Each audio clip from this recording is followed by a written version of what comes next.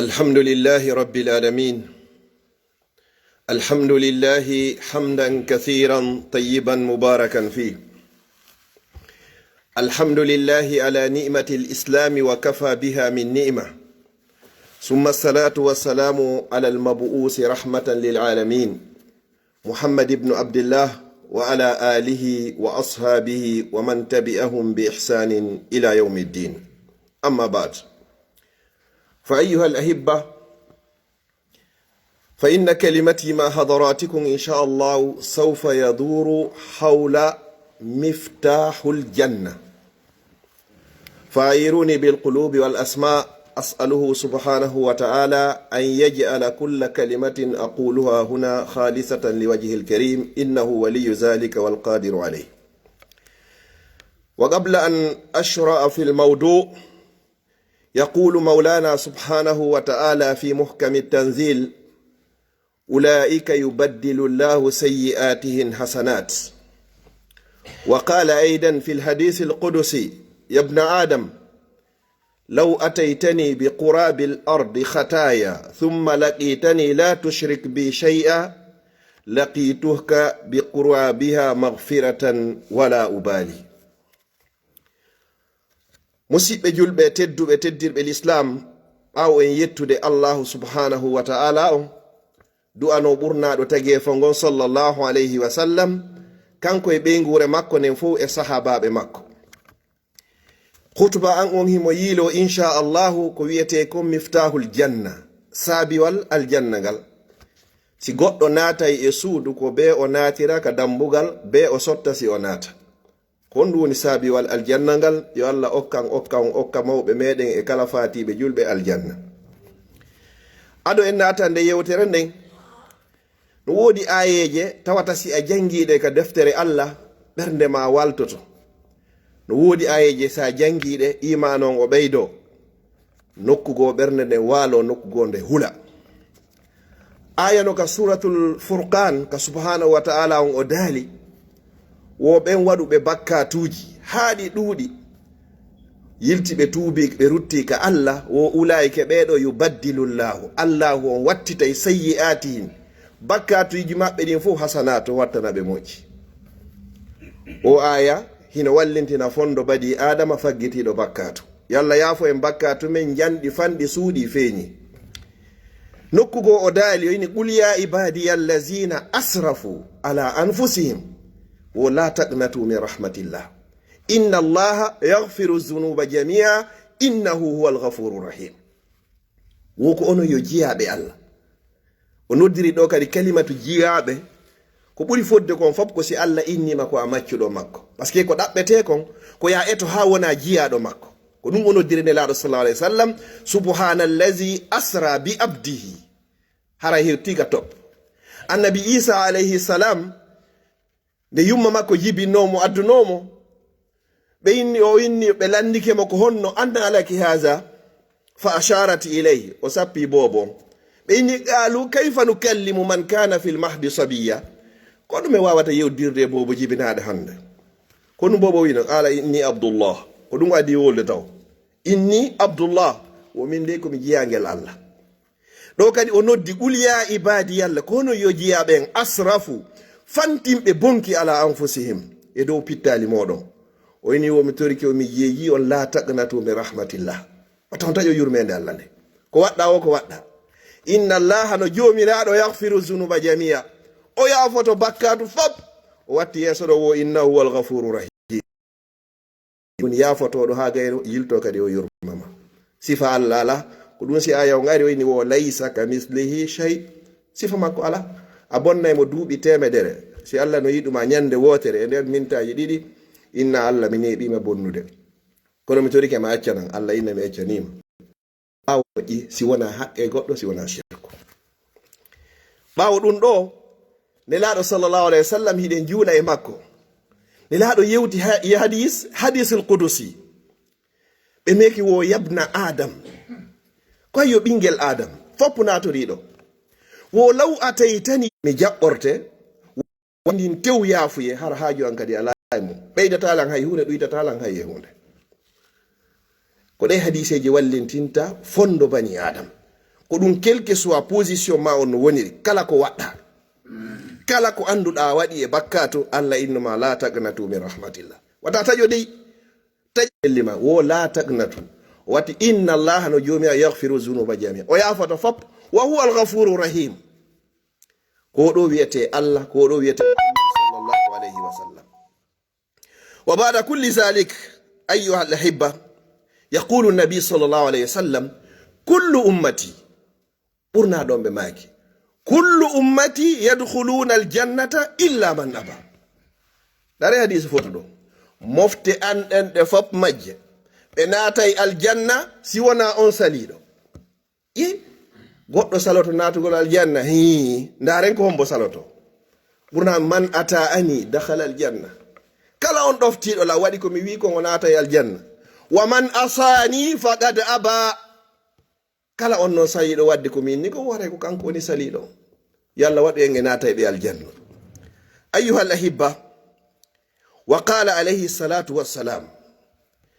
ɓaawo ɗum ɗo fof en yewti bakkatuji ko ɗi ɗuuɗi o sa tuubi Allah jaɓay sa tawimo ton kadi hara hina shirku o yafoto hay si on tigi heɓoyay peen heɓoyay lette kono luttoytaka yiide dalil meɗen e mum ɓurna ɗon ɓe maaki man mata wonɗo wo wonɗo mayɗo la yushrik billahi shay'an hara sirka naari Allah hay e hunde o dakhala aljanna anato ye aljanna ko honno natiroyta ko law ko hakkunde ko an sakkitoyto kono anato ye aljanna ko ton wonoyta femma o terminisma on kaka aljanna wa man mata yushrik billahi shay'an dakhala an-nar kala maydo kadi o maydi e sirku ala ko intervera namo ton pellet o nato e yide jahannam yolla dandu en ko wiyete ko shirku ko Allah ɓuri añude kon fof ko shirku bani adama kadi ko ɓuri e añude kon fop ka hoore aduna ɗo ko wiyete kon shirku si aden e ɓeygu mum haaɓi ɗo on yehi moƴƴintingol ko waddi ɓe kon no wa'iri wo no inne sonnajo muñño gorko on muñño kono si sifama ha gorko on inni mi tawdumo e gorko ka nder suudu ga yawɓe moƴƴintingol ɓen tigi haray ɗenɗe ɗen teddi fi innugol muñño ko ɗum wiyete shirku a yiɗa kafidude hay e goto e sonnajo ma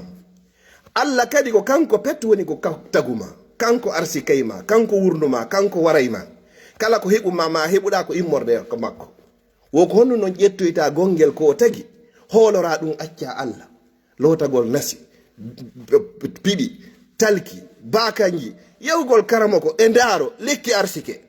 konto accuɗa Allah nelaɗo maki wa iza sa'alta si a toroto fas'alillah toro Allah wa qala rabbukum ud'uni astajib lakum joni mon inni mo fodi en o inni o torelan komi tongi mi jaabinan de on ko on torade la o wadi kamba yeso don indal lazina yastakbiruna an ibadati sayadkhuluna jahannama dakhirin kala sarido torade Allah o nata yide jahannam harako hoydo toromo bani adama sa torike mo nyande be nyande o seytinay Allah sa acci mo torade kanko o seytina be do nabe gotum kala ko hebu ma e sattende e sonja fewtu Allah ko moƴƴo nyande be nyande o aray hakka kammu ɗo o inna ko no yo jiyaɓe an ko hombo mari bakkatu torolam mi yaafomo ko hombo e mo mari haajo torolam mi huntanamo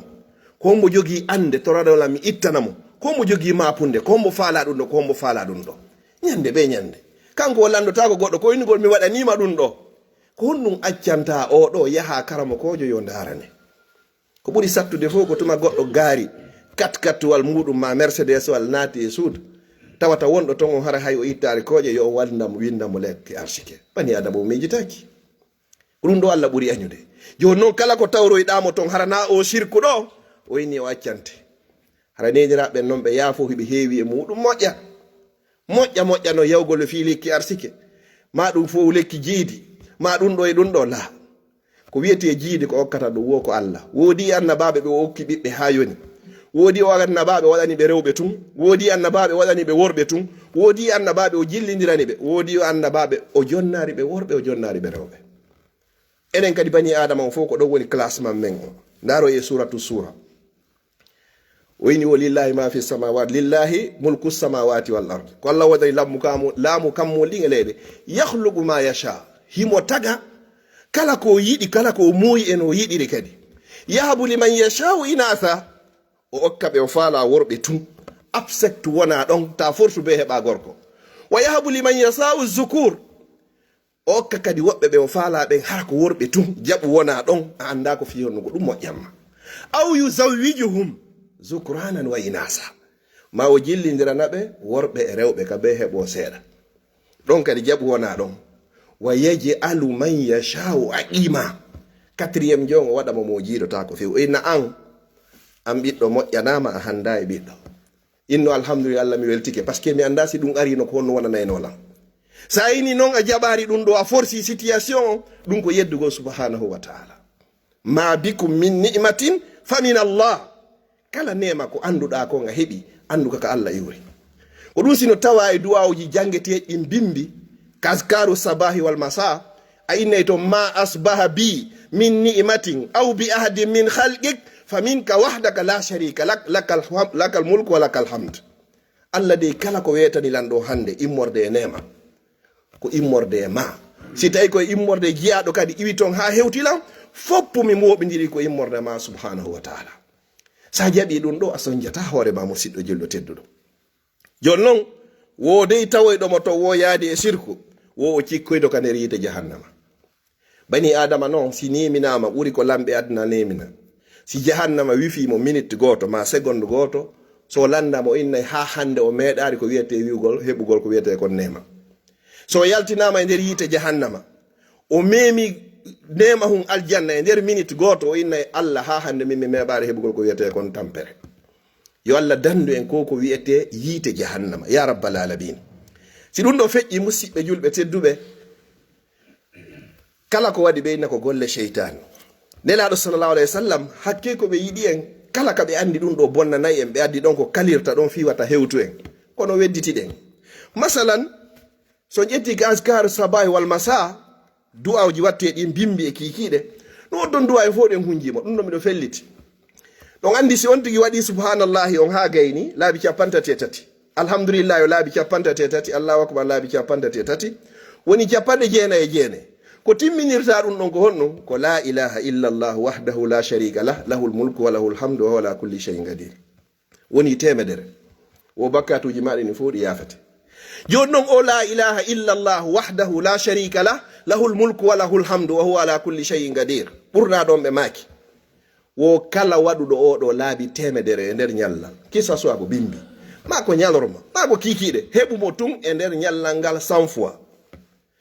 a winnante moƴƴi temedere montaneɗa bakkatuji temedere ɓantaneɗa dardiaji temedere nden ñande ñallal ngal hay goto ala arayɗo ko Allah ɓurɗoma baraji sina ɓurɗoma wolugol ngol kolngollo nden ñande ñallal ngal hay e hunde sheytane ko wawanma ala. subhanallah kone laaɗo mayki mimmi fillidoto woni ɗum ɗo yonima ko wiyete ko wirdu hara ko ɓurɗo moƴƴude e tagi fo gon ko jonnuma kon ko tawata sa waɗi hiɗa mari baraji hiɗa waɗi Allah no weltanima kono a wadda ɗum ɗo. ida waji yedde kun téléphone am mi walo do bawo Facebook ko woni feƴƴude jonnugol info ji do leere tat suite hara no jokkodiri hara mi habari kono o la ilaha illa allah wahdahu la sharika lah lahul mulku wa lahul hamdu wa ala kulli shay'in qadir hara ko nebudo lengal sifa amen ko 7 minutes maximum 10 minutes hara timmini mo ne laabi temedere hara ko wonda wolde kon hino selli hida andi kadi timmi 100 fois a yahay ɗo joni hiɗa rati tram hun ɗo joni habboɗa tram ɗo enna ko 10 minutes e nder on 10 minutes wallahi hara ya gayni wadde ɗiɗo ñallal ngal fop Allah no danduma ko wiyete bone sheytan o wawanama hay e hunde ɗum noon ko piihoy to sokoy ɓawo ɗum noon fi o sheytan nelaɗo sallam maki wo ahabbul kalami ila Allah konguɗi e yewtere ɓuraɗi yiɗede ɗin fop ka Allah ko fop tufidul umum kala ko anduɗa hino wowle ko Allah ɓuri yiɗude ka makko ton wo ko konguɗi nayi ɗin ɗon hakke ko yiɗiɗi o waɗa naari ɗi adadu ko combien de fois ɗi watte ko ya wowlu so o fofango e artirango bimbi e kikiɗe jemma e ñalorma hiɗa salligima a salligaki andurwa kala ka wonɗa si wona ka hurgo o ya wolu ɗin noon ko ɗin Allah ɓuri yidde subhanallah walhamdulillah wa la ilaha illa allah wallahu akbar ahabbul kalami ila Allah ala mo anda ɗiɗo wandi ko négligence tum sa wi subhanallah senade wodani Allah hara hiɗa andi ko wonɗa wolde kon Allah inna e malaikaɓe yoɓe tutane leggal gotal ka nder aljanna. Sa inditi kay subhanallah Allah inna jiyaɓe jiyaɗo an o woliti kay tutanemo kay leggal ka aljanna. Sa heɓi temedere par jour hiɗa mari leɗɗe temedere ka nder aljanna. No wodi ka fije harana ɓawo Facebook tun wallahi no wodi ko ɗengal wowla harana ɗum ɗo to. Jon non koye nder ɗi konguɗi ɗo mi falte yewtugo seeɗa hande mi ƴettata subhanallah on e alhamdulillah ko la ilaha illallah on mi faala ƴettugol ko ɗum woni miftahul janna saabiwal aljanna ngal mo wowlari o konngol ɗo o mara ko wiyete ko ngal janna ko ɗum woni la ilaha illallah muhammadun rasulullahi sallallahu alayhi wa sallam on ɗo woni hutuba ko woni la ilaha illallah ko ala wu reweteɗo e gonga nafa rewɗo on lorra mo rewari on siwona Allah la ma'buda bi haqqin illa Allah siwona Allah ko rewete gonno ɗuuɗi mo beeno rewde ko faala Allah ini gasi rewe kono non ko rewete kon e gonga hara nafa e rewɗo on lorra mo rewari on ko la ilaha illa Allah ko wiyeteɗo Allah kala ko rewɗa hina kanko amara joddi ka makko amma non ka adna gaɗa wawi hettude o inni aya goo fi suratu al imran inna dina inda allahi ko al islam kalimatu la ilaha illa allah ma'naha la ma'buda bi haqqin illa allah ala reweteɗo e gonga nafa rewɗo on lorra mo rewari ɗum ɗon si wona o wiyeteɗo Allah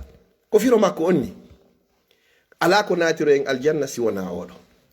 valeur oɗo ne laaɗo sallallahu alayhi wa sallam ɓe maki man qala la man kana akhiru kalamihi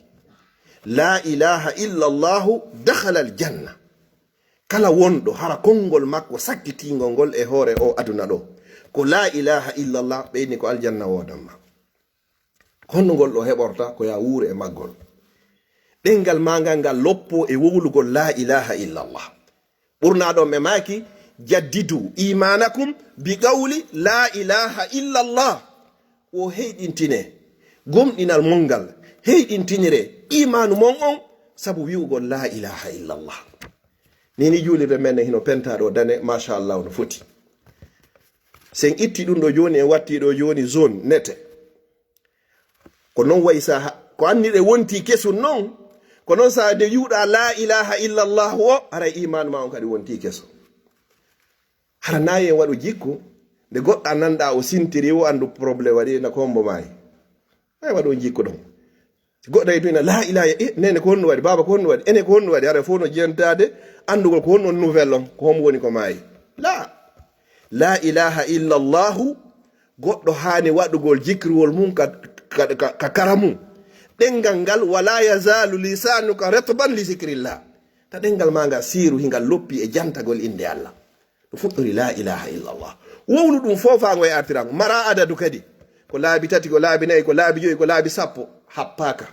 ko sono be ko ya wowlu nde wowluɗa wo a heyɗintini iman ma o wonti keso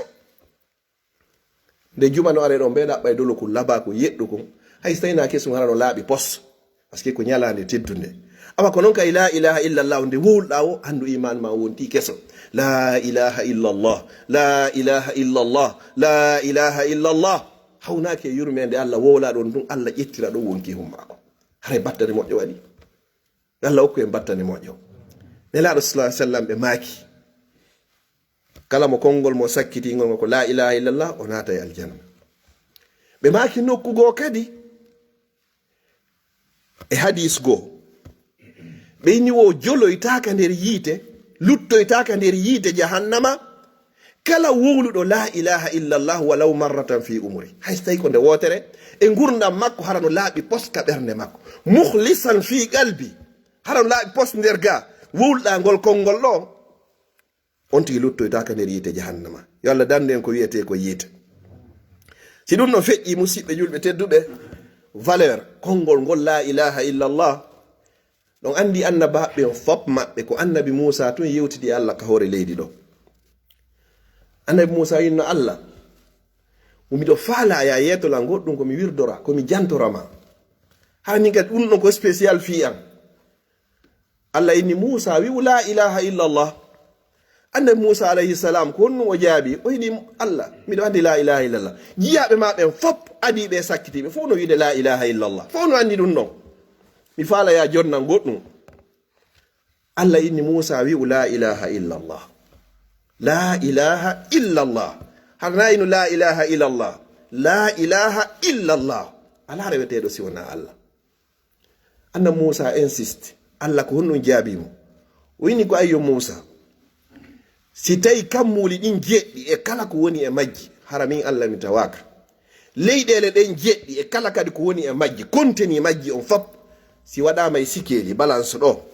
la ilaha illallah o ƴettama waɗama e balance ɗo haray la ilaha illallah no teddi ɓuri ɗiɗa gon say annabi Musa ɓernde makko ne waali ngol konngol ngol e wattanta hakkille muɗum tawata kadi ɓe sattina fi wowlugol innugol be hara miɗo wondi e salligi ko wiyete dewal dewe ɗen fop haray ɓurɗe ɗen hino landi wawun hara hiɗa laaɓi sina jantagol inde Allah sonnajo himo fiilade ma himo jibini alhaali makko no woniri wo jantagol inde Allah harayno yananamo koko wiyete la ilaha illallah la ma'buda bi haqqin illallah ala dey reweteɗo e gonga nafa rewɗo on lorra mo rewari si wona Allah jon noon fiya heɓugol ɗo nde hiɗa maya a wowtinayi ɗengal mangal ɗengal ngal wowta wowlugol ɗum ɗo ado a hewtandema ka danden a ɓayne hewde ka loko jere dande siɗa wowno wowlugol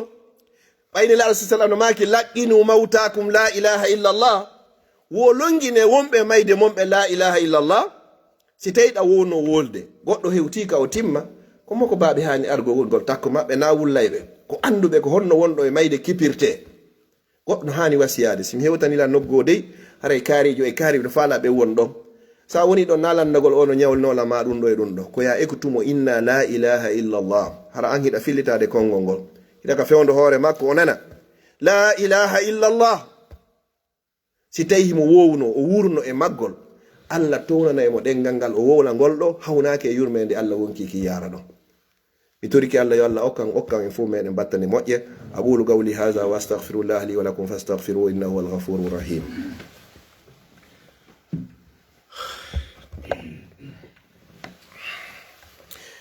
الحمد لله رب العالمين الحمد لله على نعمة الإسلام وكفى بها من نعمة ثم الصلاة والسلام على المبعوث رحمة للعالمين محمد بن عبد الله وعلى آله وأصحابه ومن تبعهم بإحسان إلى يوم الدين أما بعد أيها الأحبة فقد تكلمنا بما معنى لا إله إلا الله أما الآن سوف نكلم بما معنى أشهد أن محمدا رسول الله فماذا يعني هذه الشهادتان فمعنى شهادة أن محمد رسول الله طاعته فيما أمر واحد وتصديقه فيما أخبر اثنين واجتناب ما نهى عنه وزجر ثلاثة والرابع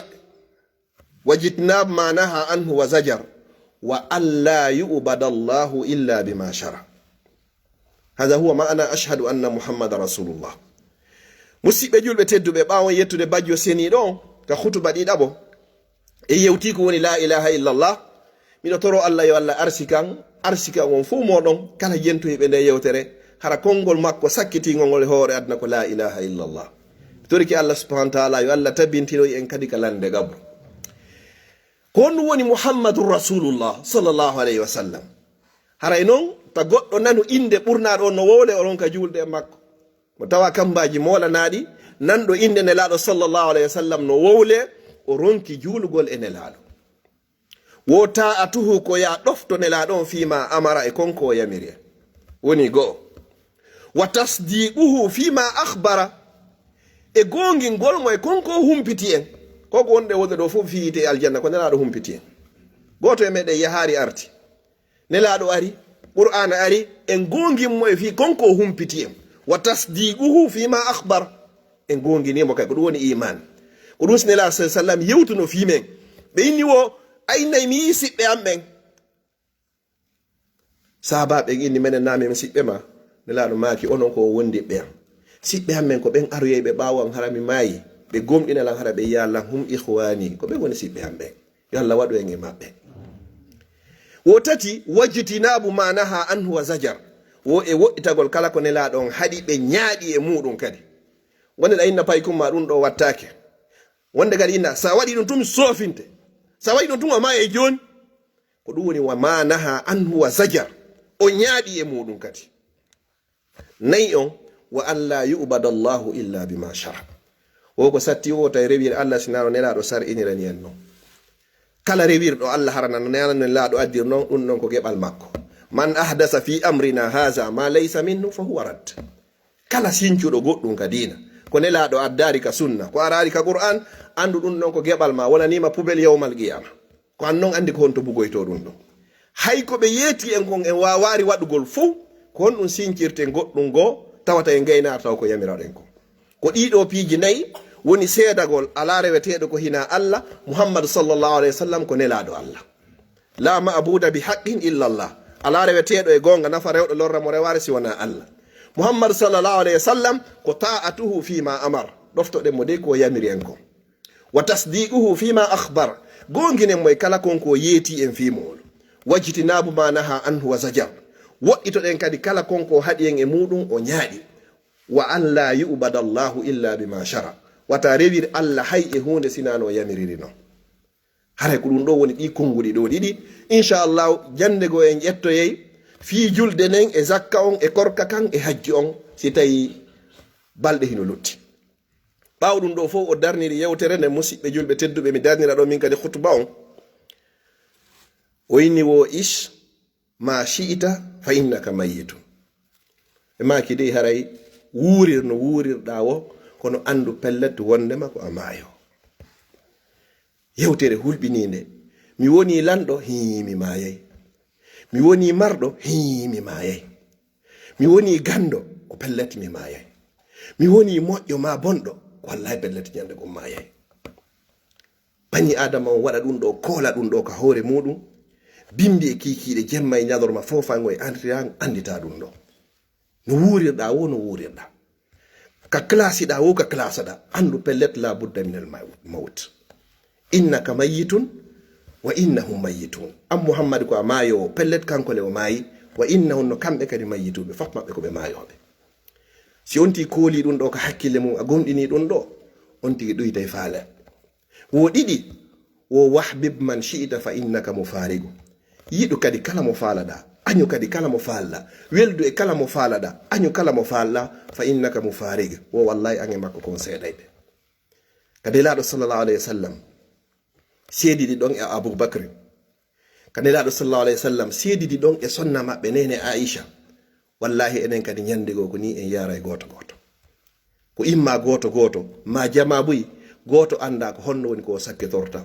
يترى الله يلا أكوين بدل موجب. اللهم لا تفرق هذا الجنب إلا بذنب مغفور وسعي مشكور وأمل متقبل مبرور. اللهم اجعل جمعنا هذا جمعا مرحوما وتفرقنا من بعد تفرقا معصوما. اللهم ارزقنا حسن الخاتمة، اللهم ارزقنا حسن الخاتمة، اللهم ارزقنا حسن الخاتمة بفضلك وجودك وكرمك يا أكرم الأكرمين. اللهم احينا ما كانت الحياة خيرا لنا وتوفنا إذا كانت الوفاة خيرا لنا برحمتك يا أرحم الراحمين. وصلى الله على نبينا محمد وعلى آله وصحبه وسلم تسليما كثيرا، وآخر دعوانا الحمد لله رب العالمين. وأقم